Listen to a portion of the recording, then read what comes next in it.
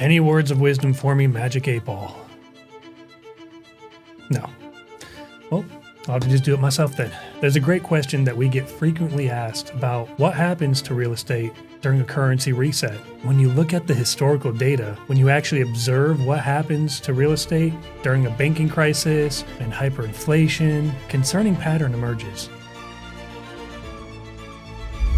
Hi, I'm Kenneth Mraz, strategy specialist with Zang International. Let's look first at what position the real estate market is in right now in this country. For 30 years, housing prices and interest rates operated on a very simple rule of economic gravity. As interest rates go down, house prices go up. Think of the real estate market like a gigantic concrete slab being pushed upward by a hydraulic lift. The hydraulic pressure inside that lift is low interest rates. For 30 years, the Federal Reserve kept pumping more and more pressure into the lift, lowering rates to zero. And that was pushing the concrete slab of housing prices higher and higher into the air. If you suddenly pull the hydraulic pressure out of the machine, economic physics dictates that the massive concrete slab must come crashing down. This is sort of what happened in 2008. The pressure broke and home values collapsed by 45%. To reflate the market, the Federal Reserve stopped acting as a traditional central bank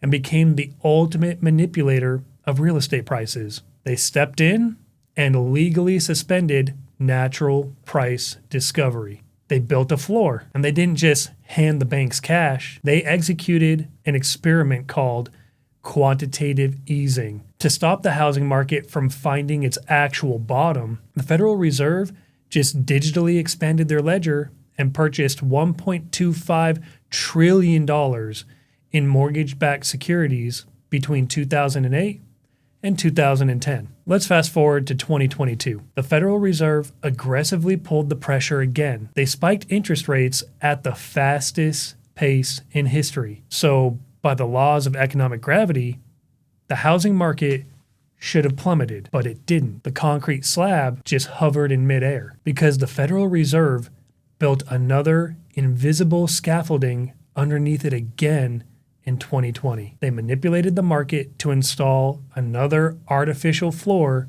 to ensure the prices didn't drop. The house looks like it's still highly valuable, but it's no longer supported by natural market physics. It's just resting on a fragile, government-engineered scaffolding. Let's look at the mechanics of what actually happens to home values when a currency fundamentally breaks down. Before we even reach hyperinflation, we usually see a severe credit crisis. When people talk about their home equity, they assume the physical wood, concrete, and land are what hold the value. That's fundamentally not quite correct. In a fiat system, real estate values aren't a reflection of the property itself, they're a direct reflection of the credit liquidity provided by the banking system. If you want to see what happens when that credit liquidity freezes, look at Japan in the 1990s. In the late 80s, the Japanese real estate bubble was so massive that the grounds of the Imperial Palace in Tokyo were technically worth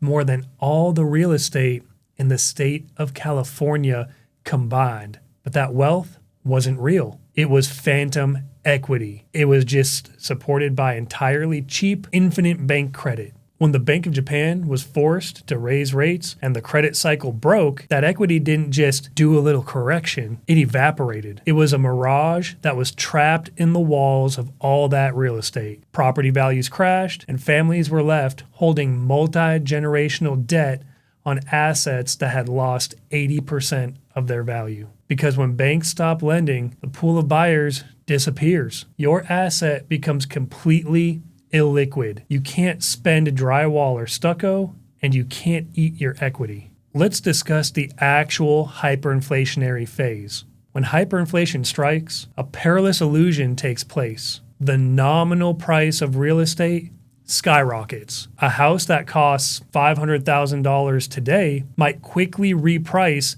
to $50 million in fiat currency. It looks like you're rich.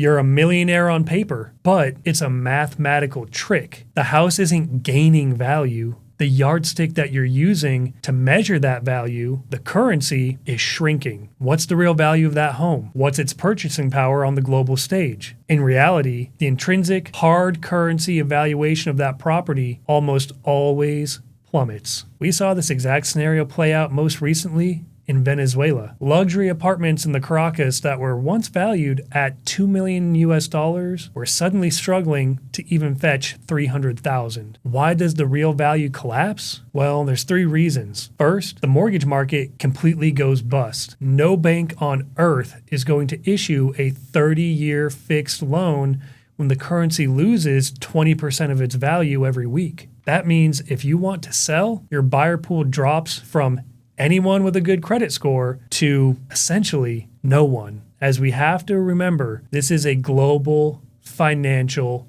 issue. This same fiscal wave is going to come crashing down on every country. And secondly, the cash flow mechanics completely go bust. If you lease an investment property of 6 units for $2,700 a month, by month 3, that $2,700 in rent might not even buy you a tank of gas. You're just operating at a total loss. So treating leveraged real estate purely as a highly liquid financial asset during a reset is a massive miscalculation. It transforms into an incredibly illiquid liability. Now, here's the documented reality that most people in this space completely miss. Banks are the bedrock of the world governments. When the banking sector faces total insolvency, the government doesn't just shrug its shoulders and let the banks fail. They step in and they rewrite the rules. We saw the exact roadmap for this in Weimar Germany. In 1923, German homeowners paid off their mortgages with worthless paper marks. They threw a party. They thought that they had won the game. They were able to pay off debt with dollars that had lost all value. But when the economy completely broke, the government introduced a new currency. And they didn't just start fresh. They passed what was called the Revaluation Act. The government stepped in and retroactively reinstated the mortgages that had already been validly paid off and forced the citizens to have a mortgage with the banks again at a percentage of the original gold-backed value of the home. If a systemic reset hits our financial system today, the banks aren't going to rely on a clause in your current mortgage contract. They could just use their massive lobbying power to change the laws. In a currency crisis, the government invokes emergency powers. We saw it in 1933 with the Emergency Banking Act, and we saw it in 2008 with the bailouts, and the framework for bail-ins is already explicitly written into the Dodd-Frank Act. It's highly probable that to prevent total institutional collapse, we'll see emergency federal legislation passed that forces fixed-rate debt to convert to variable rates just to keep the banking institutions solvent. And if they don't do that, the simplest and most common quick fix is what I call a forced exchange rate. Slashing zeros. If the government introduces a new dollar to replace the old dollar at a ratio of 1 to 10,000, everything is converted at that exact ratio. Your wages drop by 4 zeros. Bank deposits drop by 4 zeros. Your debts drop by 4 zeros. The proportional burden of your mortgage remains exactly the same, but you already lost all the purchasing power you thought you had due to hyperinflation. And bear in mind, your local property taxes would most likely be immediately re-indexed to the new currency. Because real estate is a hard asset that cannot be hidden or moved offshore, it becomes the easiest and most logical target for taxation. By and large, most people end up losing their homes in a reset, not because of the mortgage, but simply because they can no longer afford the highly adjusted tax burden. And it's not just taxes. In a post-reset environment, heavily subsidized utilities like water, electricity, and gas are often privatized or sharply adjusted to reflect their true market cost in the new currency. Just as homeowners fail to carry the burden of new property taxes, they can also fail to keep up with the skyrocketing utility costs, leading to liens on the property and the same risk of loss.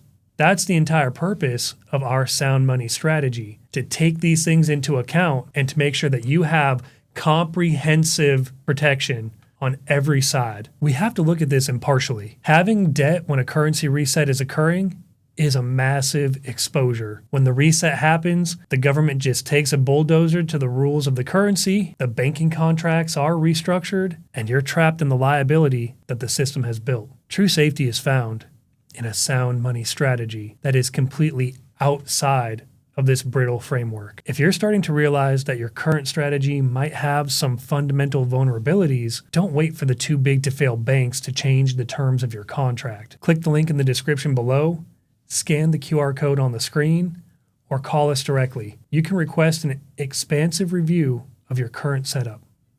We'll sit down, review your risk, and look at the exact mechanics of what it takes to build a firewall around your wealth. Or, if you'd prefer, you can just roll the dice on this system and hope that things may be different this time around. Until next time, stay watchful.